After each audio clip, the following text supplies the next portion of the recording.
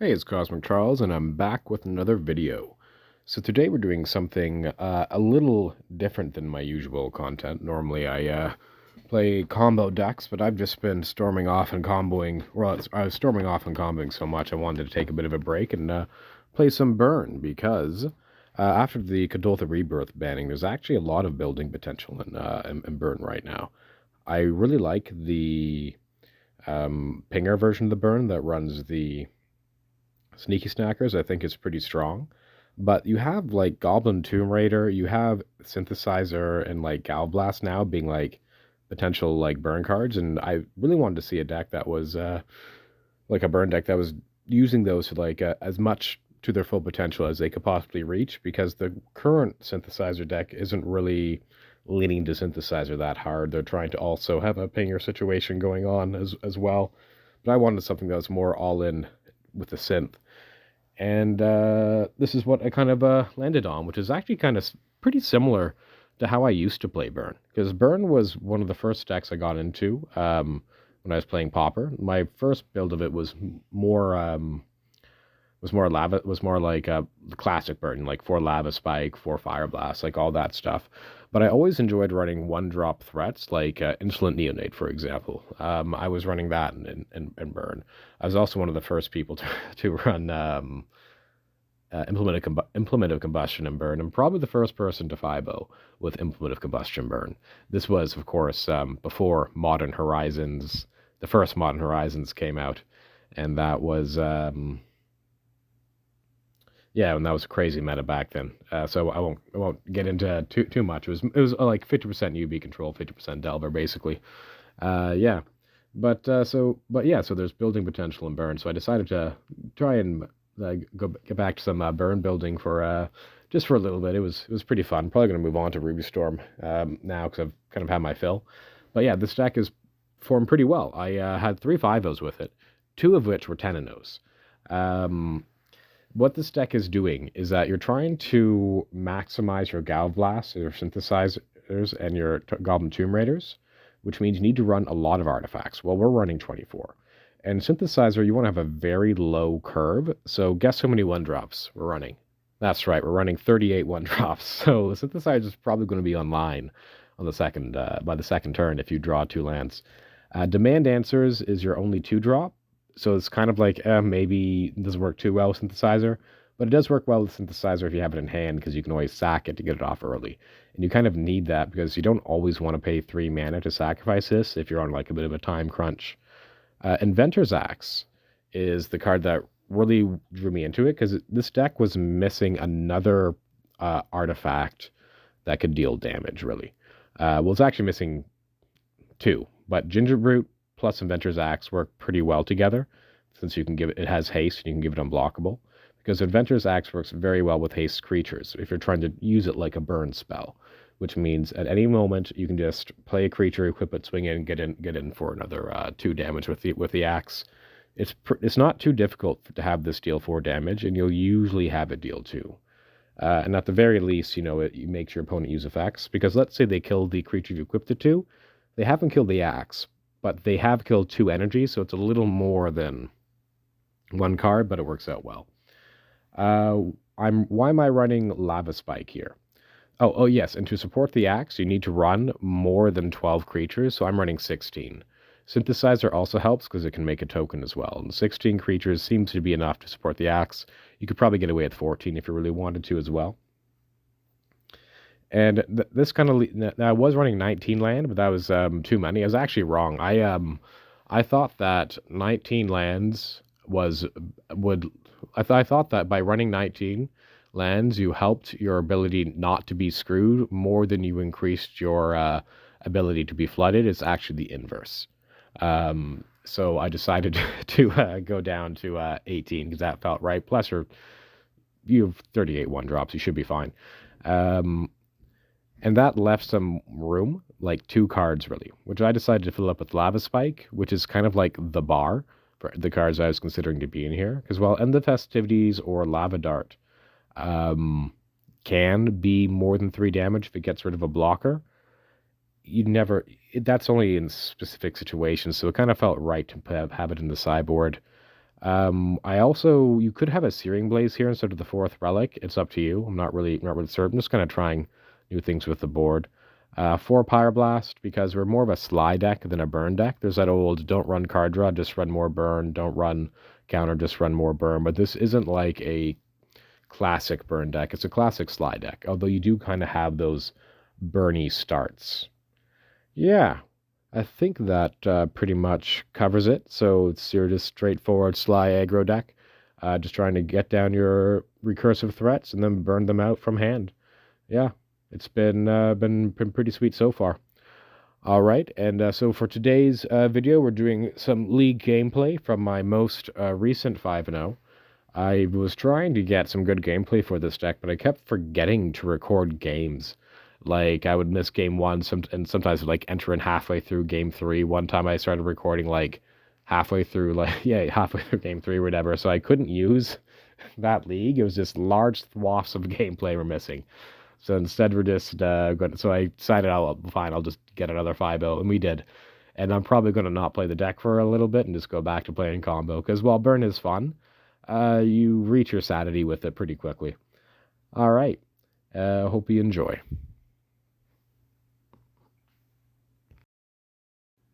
All right, we're here for match 1 of the league. This is a pre-recorded league. I tried to I wanted to capture a 5-0, and this one is a 5-0. It took me a little bit of time because I kept forgetting to record a lot of the time. I remembered this time, so we're no longer missing large swaths of gameplay. So anyway, let's see what I did. I believe I kept this hand, although maybe I mulliganed.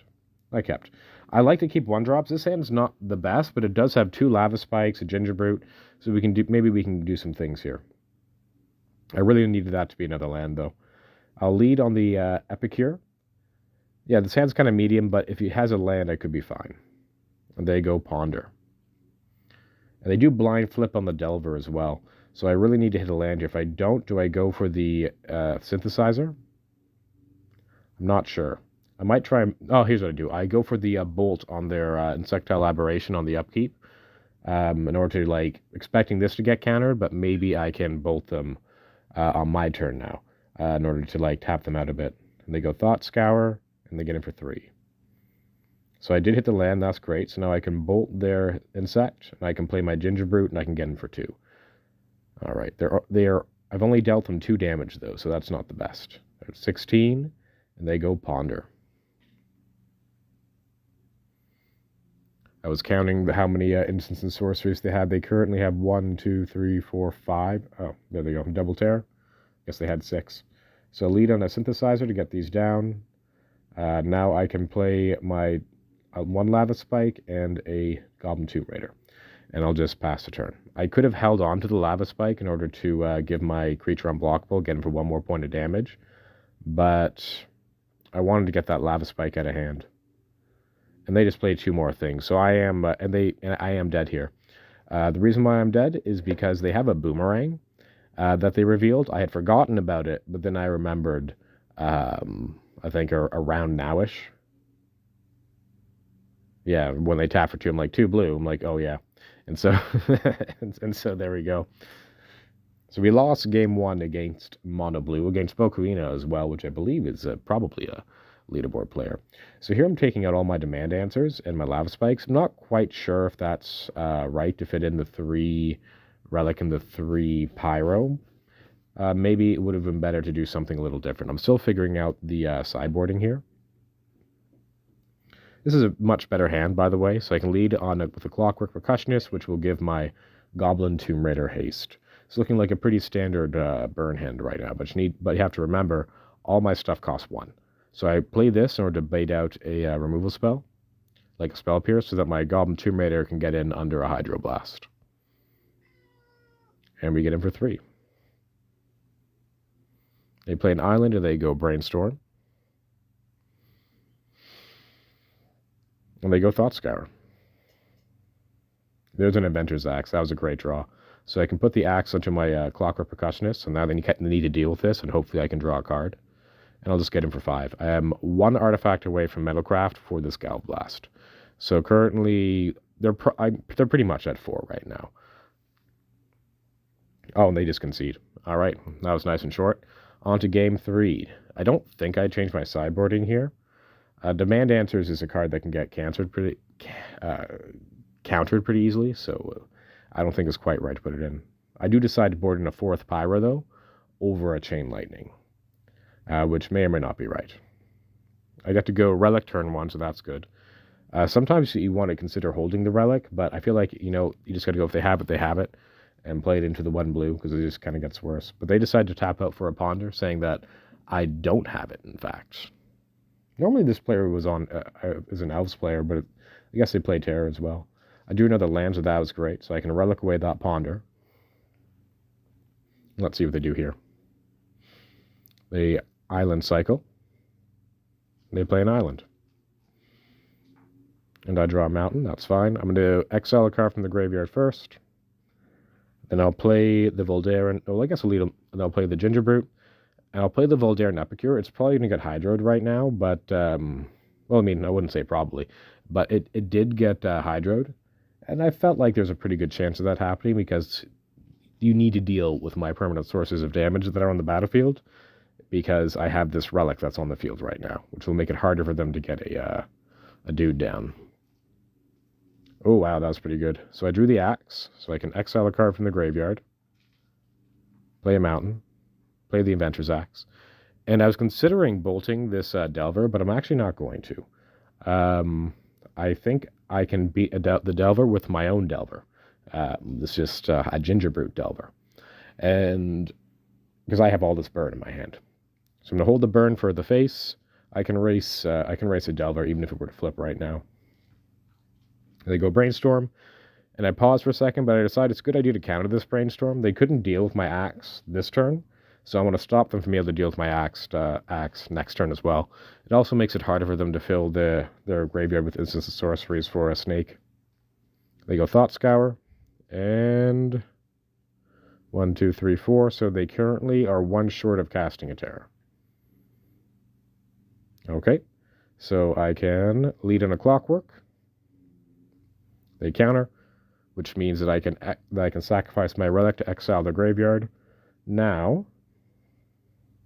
And I drew another Clockwork Percussionist. So that worked out pretty well for me. And they're down to 12. My plan is I'm just going to hold these bolts until the bolts will kill them. They have to deal with this Gingerbrute. I don't even know how much damage this Axe has dealt at this point, but I think it's at least 6. There's a Tomb Raider. That's a good draw. They need to counter this. And they don't. So it's looking like we got the game 1 against Monoblue. Now both their bolts are online. Yeah, they can leave 1 back to block, but they managed to Blue Blast my Axe, so they drew the Blue Blast. The Axe already did his job, though. I'll just play another Clockwork. Make my Gingerbrute unblockable. And then I'll swing in with everything. I want them to use their Blue Blast on my creatures. So they block the Clockwork. They Blue Blast my Goblin, I'd imagine. Oh, they don't Blue Blast. I guess they didn't have a Blue Blast. And let's see what they do now. They just pass a turn back. Okay.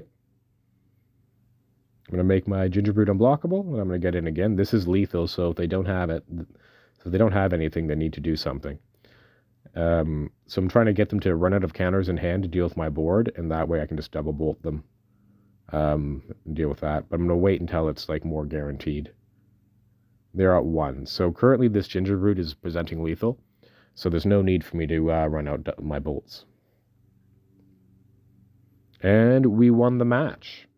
All right, on to match 2.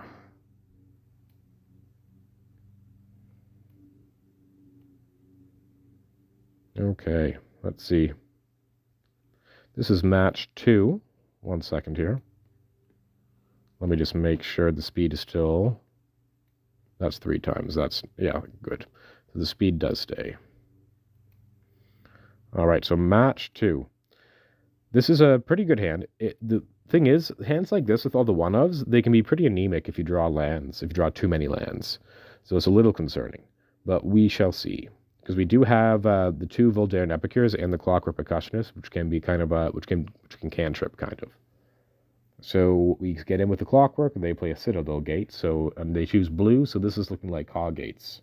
So I can just go 2 more haste creatures here and get in for 3. So we're quickly overwhelming them, which is the nice thing about having 16 1-drops.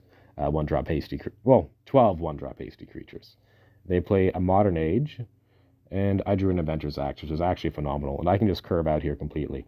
That's another reason why I'm running Lava Spike, is because it's really nice to curve out with when you just want to empty your hand. All right, and I do equip it to the Gingerbrute, even though that's the one they'll likely want to remove, because that's the one that I wanted to equip to. I want to be able to like make it unblockable.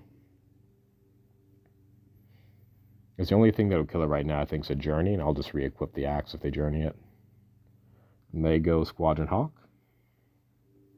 Oh, and Gingerbrute doing a pretty good job playing through potential prismatic strands here, by the way, because it's an artifact. And the opponent can seize the Chain Lightning because that was lethal. All right. So here I'm worried about their cats. So I bring in the relics. Oh, and their cats and their prismatic strands. So I bring my relics and the End of Festivities, which means I need to cut some demand answers. I don't want to cut all my demand answers because I'm thinking this is going to be more of a grindy game, so I shouldn't cut all of them, but I'm struggling to fit in everything, so I might. And I take out 2 Epicure, apparently. Go down to 14 cards.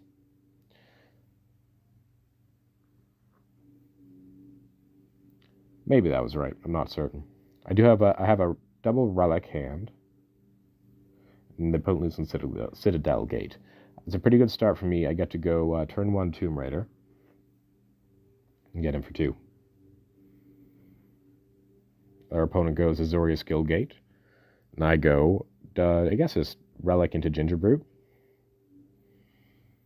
And I will get him for 3. And they Hydroblast my Gingerbrute. That's fine. I'm just trying to play through their Hydros and stuff. The opponent plays a Basilisk Gate, and they pass a turn. I draw an End the Festivities, which is, could be good. They do run a lot of X1s in that deck. And I get him for 1. So I'm just going to try and ride this Gingerbrute, almost like a Curse the Pierced Heart on the opponent, which is what I've been noticing about Gingerbrute a lot, is that it kind of resembles that type of effect a lot of the time, which is one of the weaknesses of the deck, is that's what as I mentioned earlier, is that having all these 1/1s can be kind of anemic if you don't have an axe. They go Journey on my Gingerbrute, leaving open counter magic. So I decide not to play a Gingerbrute here because I really want that to resolve. I don't think that was right. I think you can't read Cautious with this deck. I should have just cast out my Gingerbrute there, I think, and let it get countered. It's just that I consider that to be a pretty valuable card.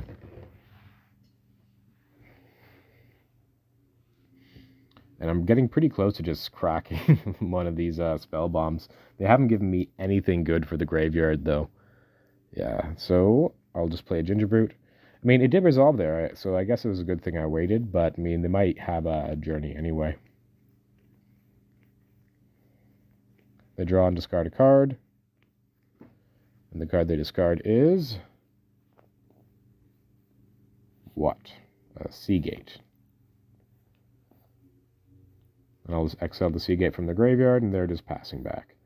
I can swing in for 1. Probably should have led on the Synthesizer unless I'm trying to hold it. Okay, so here's what I'm trying to do. This is a tactic that I would use against blue players back in the old days of Burn, where I would land a repeating damage source and just hold spells in hand to pressure them, to pressure their mana when I do go off. The problem is they have a Heat Gate, so that's not going to work. Which I realize, I don't know when I realized that. I don't think it was this turn, though, but it may have been. And they counter my Synthesizer. I exile their counterspell, play my Mountain, try to Chain Lightning their Glider, and they have the Hydroblast. So now I'll try to Galv Blast their glider. So this is the turn I realize I can't be holding stuff back, and they do everything. So why did I go after their glider? Their glider is currently an 9 creature, so that's going to outpace my 1/1 pretty quickly. So they make their thing an 8/9, and they get in for 8. I draw another land, so I'm just going to cycle this, play a Furnace, play a Synth, see what I hit. It's an Axe, which would have been nice much earlier. And I'll get them for 3, putting them to 10. So they're at a virtual 7, so they're at 6. So it is because of this and the festivities. So if they have nothing, it is possible for me to well, now it's less possible. If not impossible. I'm not certain. Because I'm going down to... Well, you could kill that as well. That would help. So I can do the Axe thing, but I just need to kill this creature, because that's only 1, 2, 4, 5 damage. So they'd be at 5. So not enough. So we are going on to game 3. And I was considering bringing in some Pyroblasts and cutting my demand answers because of what happened there. And also bringing in another one of those. I don't know. Getting kind of... I still haven't figured out the boarding yet. So this is me just kind of like experimenting. I should have this not stacked this way, instead just have like the visual view. But for some reason, Magic Online always like restacks it this way, and sometimes I just, forget. So it looks like I did cut all my demand answers. And 1 End the Festivities for Lava Spike. Don't know why. I guess so I could have something that works like multiple turns in a row. Alright, this is a pretty sweet hand.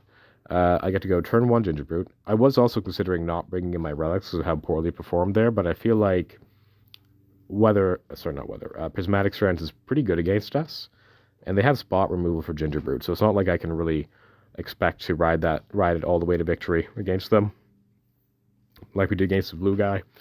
So we get him for 1, they're at 19. Double Axe, that's great. So we're going to get him for 5 this turn. So you got to get in while the getting's good with the Inventors. Oh, wait. So let me axe you something. I keep meaning to... I wanted to say that. Whatever. It's fine. So I get him for 5, and they get...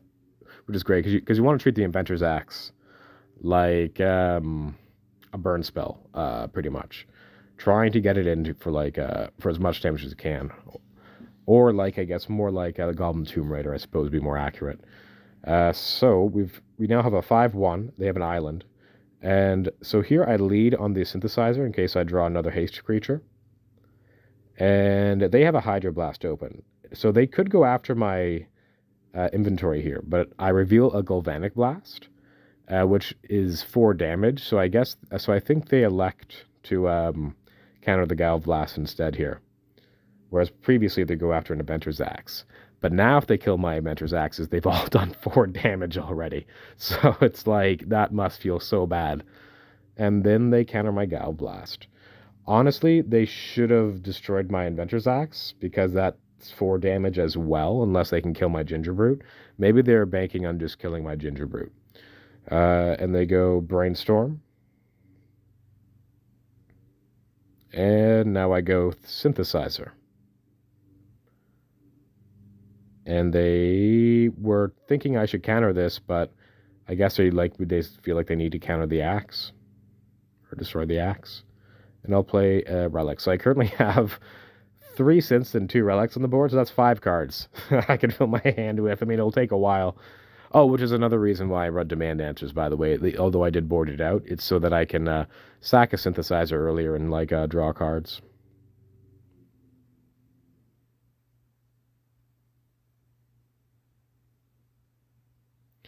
And there we go. That was match 2. On to match 3.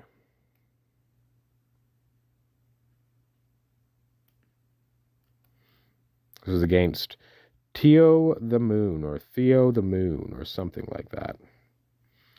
All right.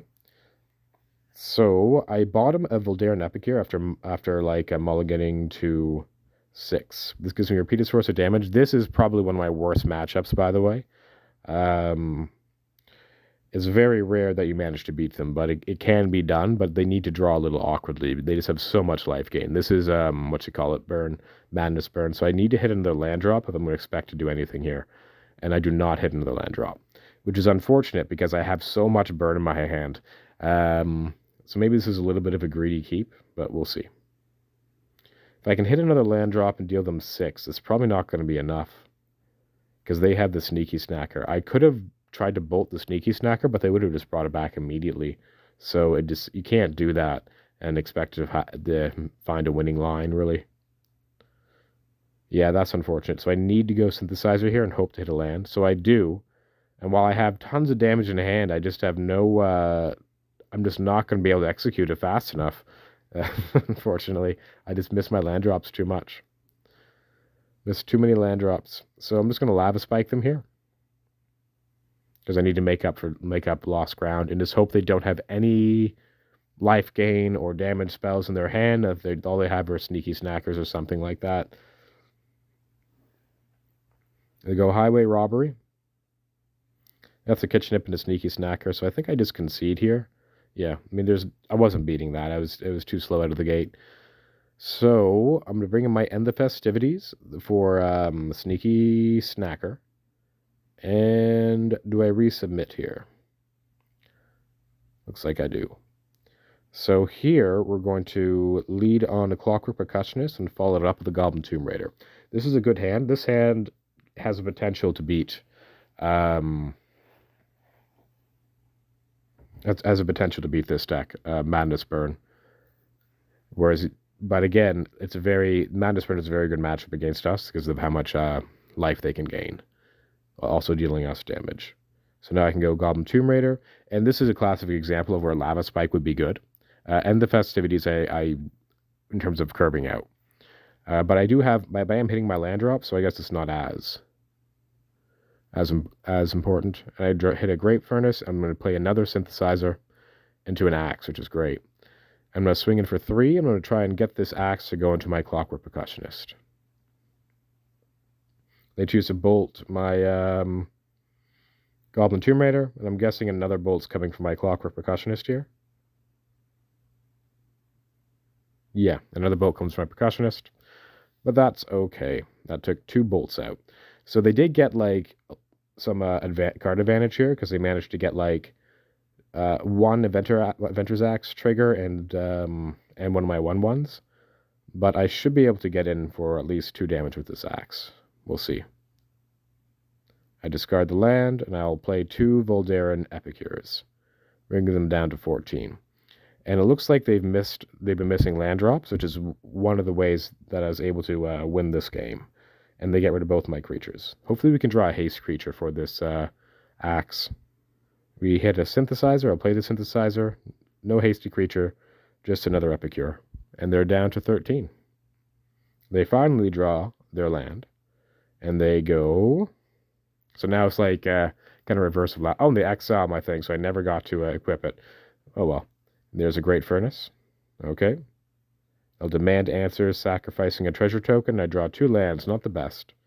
I'm going to hold this Chain Lightning. Our opponent taps for a Faithless Looting.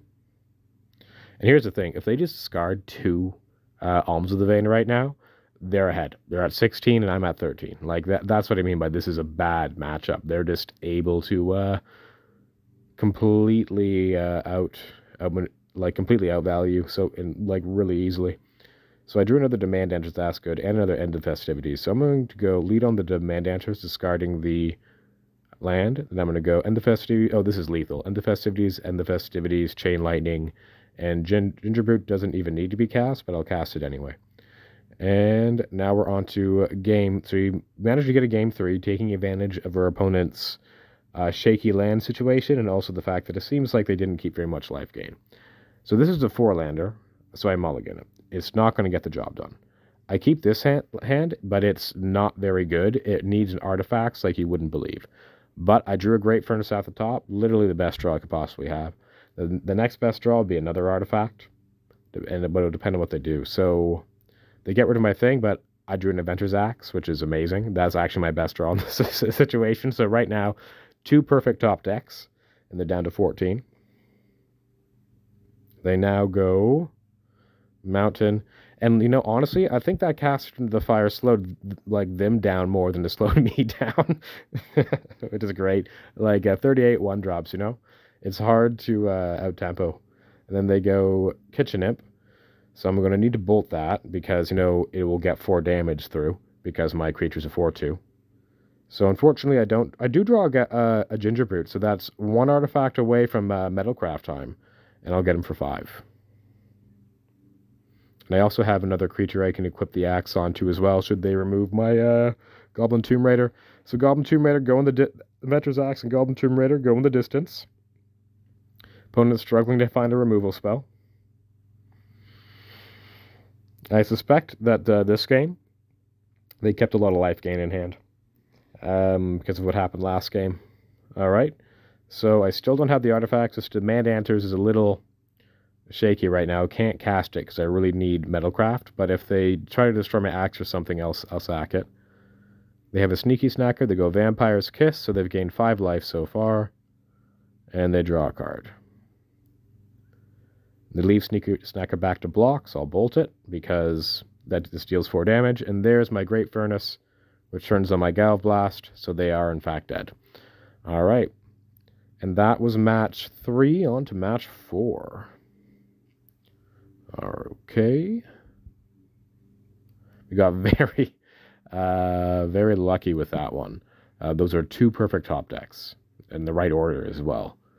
Alright. Because if the order had been reversed, that would have been different.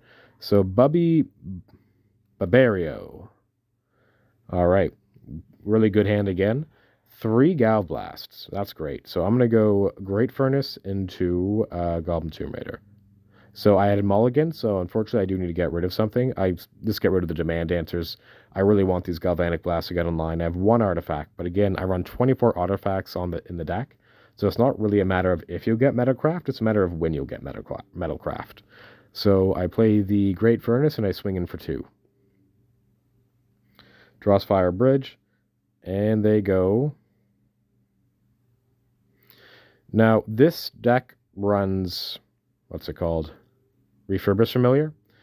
And it's looking like, so you could say, oh, leave back a Clockwork Percussionist so you don't have to discard a Galv Blast, but if they have it, they have it at this point. I would love it if they don't have it and I draw a land. You have to triple Galv Blast them, but that's not going to happen. They get a Galv Blast, which must have been kind of scary for them considering the board state. They're down to 6. I'm going to leave this Mountain in hand because I don't want them to draw a card from another familiar. And I considered trading the Goblin Tomb Raider here just to get an extra 1 point of damage in, but I don't really want to trade it with their Refurbished Familiar, and they don't even block my Clockwork Percussionist. So I want them to spend a removal spell on this Tomb Raider. Yeah, so I feel like that did pan out for me. They could have blocked the thing, and then they would be at 5 life instead of 4, and they tap out for a whatever it's called. Now here I decide to do the other thing. I just swing in. The reason for me doing this is I really want them to get down to 2 life. I don't know why I want them to be at 2 specifically, but because I have 2 Clockwork Percussionist. That's why. And they would have blocked that time. So now they can Krauk me, but it means I get to draw 2 cards. Clockwork Percussionist is just insane. That's one of the reasons why I put this deck together. That and Goblin Tomb Raider, and also Galv Blast. Those are those are the main reasons. So I'm going to swing in for 1 here. And then I should have played the Voldaren Upkeep first to save us both some time, but I guess I was feeling a little picante. And I'll bring in Smash the Smithereens, take out a Demand Answers, take out my Lava Spikes, because they're mostly placeholders anyway. Although there are situations in which you'd want to leave them in the deck.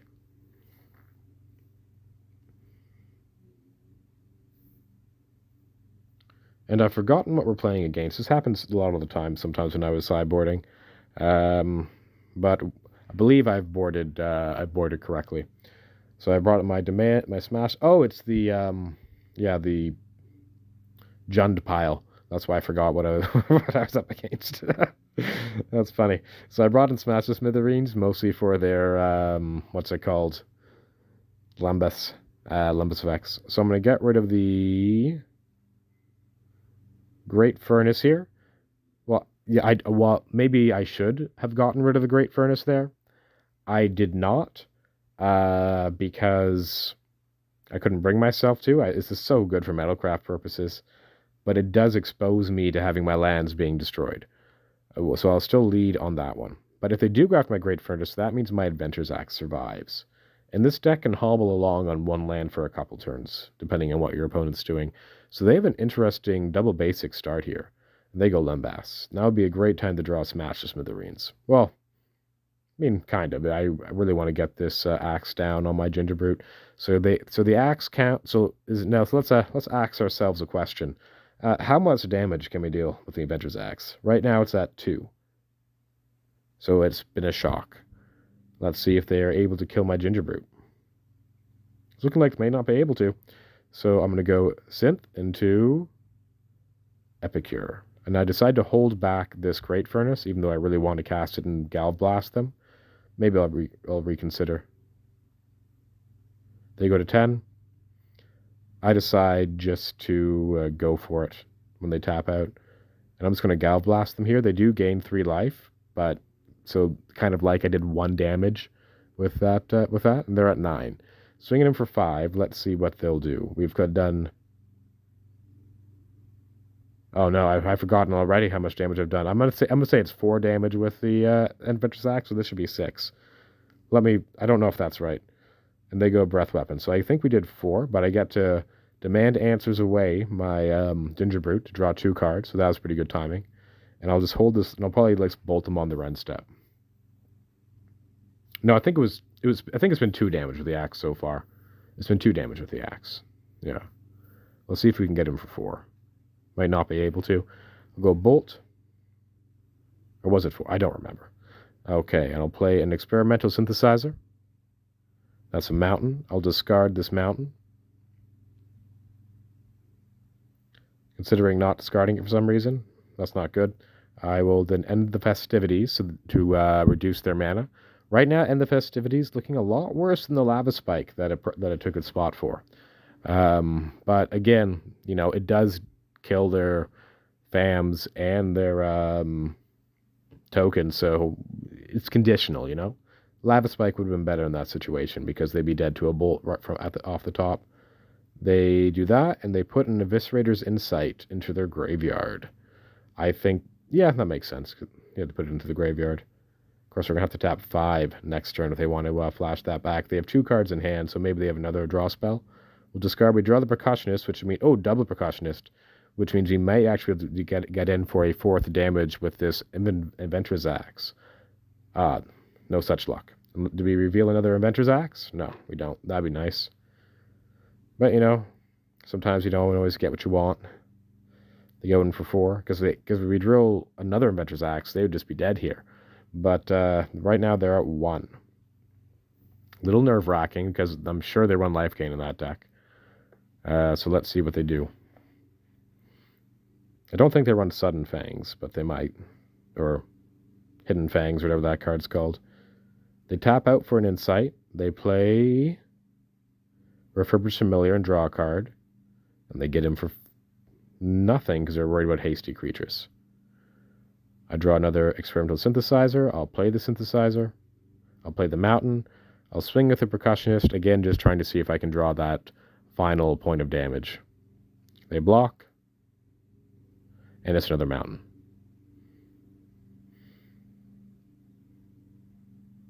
Our opponent is waiting.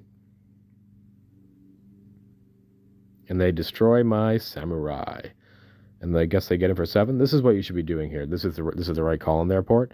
They should have actually swung last turn with the Chrysalis as well. You can't be this scared of that type of my hasty creatures. Of course, then I would have left back my Clockwork Percussionist as to block. So it all would have kind of panned out the same. And what are they doing now? They're playing a Krauk. And I draw Demand Answers. So I'm just going to Demand Answers away a Synthesizer here. Just trying to dig as far as I can for some more damage. So that Gingerbrute would have been lethal last turn. Oh, but here's a Galv Blast to just seal the deal. All right. And that was match 4, I believe. Yep, there we go. And now we'll go on to the final match of the league. Match 5 against Lakmancha. And this was against a burn deck. It's actually the burn deck that, like the Pinger Burn, which I think which I have a pretty good matchup against. They go Mountain into Lightning Bolt. So here I really need to draw a land, but I don't. If I drew a land, this would have been 3 damage with the axe on a card that they'd have to kill. And they hit their second land, and they go. This is a 1/3. I'm actually in a bit of grab the prize into Sneaky Snacker. So here, this is really problematic for me. If I had I really need to hit my second land. I should lead on the. I should go Synthesizer here, but instead I decide to go Axe to make them kill the Clockwork Percussionist, and then I would hit my other land. The reason why I did this was because I'm trying to outrace this Sneaky Snacker. I can't afford to go Synthesizer, miss my land drop, nothing else. That would just lose the game. And unfortunately, I drew a Bolt, but again, I needed to hit another land there. The Bolt was good though. And I'll swing it with a 3/1. They will trade, and I'll draw hopefully a land off of this. It is. Now, I guess I should Bolt the Snacker, which I almost did. But I changed my mind and decided to go for their face. Just trying to trying to get them here, because I don't think I'll win. Yeah, because they would have brought the Snacker back this turn. Yes, I could have faded some damage, but I just needed, I was just trying to outrace them here. Doesn't look like it's going to work out for me, though. I'm at 7 and they're at 10. I can take them down to 7, but ultimately we missed our land drop too many times, so they were able to out-tempo us. However, I'm not too concerned. Like, well, it's not like an unlosable matchup. This is a very we are favored against this deck. We're gonna lose game 1 though here. I should just concede here because it's lethal. There we go. And on to game 2. So here I like to end the festivities for their Sneaky Snackers. I like Searing Blaze. Now again, you don't need to actually have Searing Blaze in the sideboard. I'd cut 1 Axe, 1 Gingerbrute because of their Lava Darts. It makes that strategy a little less appealing. I still want to have a good number of Axes. So this is just a grindy, attrition-based matchup. Whoever is able to keep their lords off the field will win. So that's why I kept this hand. And there's my Clockwork Percussionist. I get him for 1. Not going to throw the Axe down because I actually want it to deal damage. There's her Kessig, and this is like a classic play pattern here, where they tap out for their Kessig Flame Breather, then I get to then go 1 drop and do this. So basically, my 1 mana play was their entire turn 2, and I got to do another thing. So it's like I'm a turn ahead of them in terms of the spell cast, in terms of the spell count, which is why I think this deck has been is favored against them. Here's a Gingerbrute. So I can play the Gingerbrute, and now I actually don't have a removal spell for the Kessig Flame Breather, and this is where they can make up for the lost tempo. I'm going to equip and see if they want to trade a Gingerbrute for a Kessig Flame Breather. Well, a Gingerbrute and 2 energy for a Kessig Flame Breather.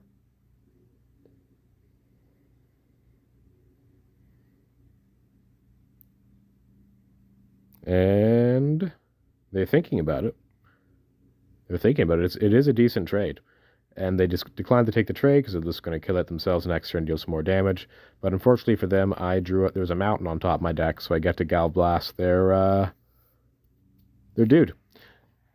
So now the trade would have been pretty appealing for them. So now they tap 2 for grab the prize and a Fiery Temper. So they're going to bridge except they Fiery Temper my dude. So I'm at 17. I'm going to go Clockwork Percussionist. I don't have the ability to swing. If they try and kill it, I have the Demand Answers, which I'm just going to hold, because I also want to hold this Chain Lightning for any more lords they might have. They go grab the prize. They go Voldaire and Epicure. I call them lords because they're like a lord for your burn spells. Pretty much, I get +1/+1. I go end the festivities to clear the blockers and swing in for 1. And they're down to 10. I'm not going to demand enters my synthesizer yet, but I am considering it. I could also demand enters my axe, because they're at 10 and I have a chain lightning in hand. Let's see what they do here. So it looks like our opponent's flooding out a fair bit. They go demand answers, discarding a mountains 8, so that's 4, 6, 9 mountains they've drawn so far, which is a lot. I'll go demand answers, sacrificing my axe. And I draw, a Goblin Tomb Raider. I decided to sacrifice the axe there because I'm thinking I'm just going to want to make a samurai with this synthesizer. And then I'll go synthesizer. There's a Voldaren Epicure, so I can go mountain and Epicure. They're down to 6. Shouldn't be long now. And they concede, and we force a game 3. So it's kind of interesting there. I think our opponent had Screw and then Flood, which is crazy to have to to go through. That's unfortunate for them. They had like Land Screw in the early game, Flood in the late.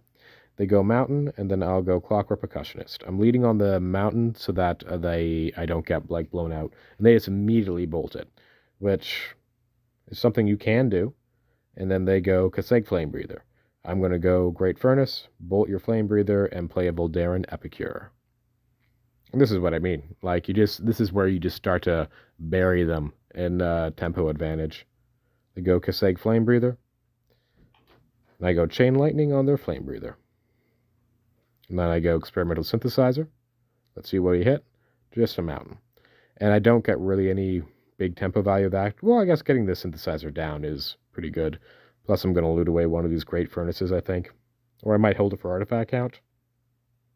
We'll see. Oh, neither, because I'm just going to bolt that Kaseg Flame Breather. And there's another synth. I can play the synthesizer to another land. So I'll discard this Great Furnace, play this mountain, and I'll swing in for 1. Our opponent goes another Flame Breather, so I guess he'd had like all 4 Flame Breathers, but I mean, we run way more bolts than they do like Flame Breathers. And I'll swing in for 3. And they have to deal with this Tomb Raider now. And Chain Lightning would be pretty bad for them. They get a sneaky snacker on the board, but we have an End Festivities. And they also make the End of the Festivities a little juicier by playing this Epicure. So now we get to go end the festivities. I can sacrifice one of my synthesizers. And I can go Great Furnace, Chain Lightning. And next turn, I'm probably just going to sack the synth because they're almost dead. It could be argued that I should just crack it anyway because my life total is so high that it doesn't matter. And then they go grab the prize Fiery Temper, and they bring back a snacker. The snacker comes backer. I drew Inventor's Axe, which is good for 2 damage right now. I do decide to get rid of the thing because basically any burn spell kills him here. And I'm a little concerned about some number of Fire Blasts killing me. Like Fire Blast plus bolts and things. I'm at a virtual 13 because of that snacker.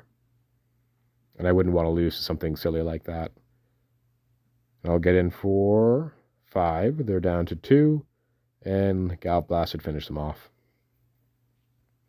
Alright, so that was the league.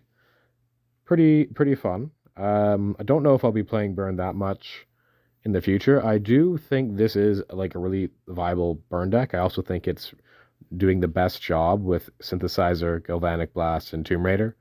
And also Demand Answers because it's just running way more artifacts. I don't really like synthesizer and Thermal Alchemist in the same deck. It just doesn't really make sense to me. The amount of Nombo energy you have going on is just not very good. You want as many instants and sorceries as possible for your Thermal Alchemists. But I was always on the like historically as a burn like throughout Pauper. While I did like Thermal Alchemist initially, I kind of soured on him throughout and realized there's just better ways of makes it a little harder, but you can usually deal more damage without a thermo around because he will almost always be removed. Anyway, that was the league. So I hope you enjoyed. I don't know what I'll do for my next video. I've actually been making some changes, little minor changes to my Ruby Storm list, but I'm kind of waiting for Laughing Mad to come out for that. I have some big ideas for that card. All right. Anyway, hope you enjoyed, and see you for the next one.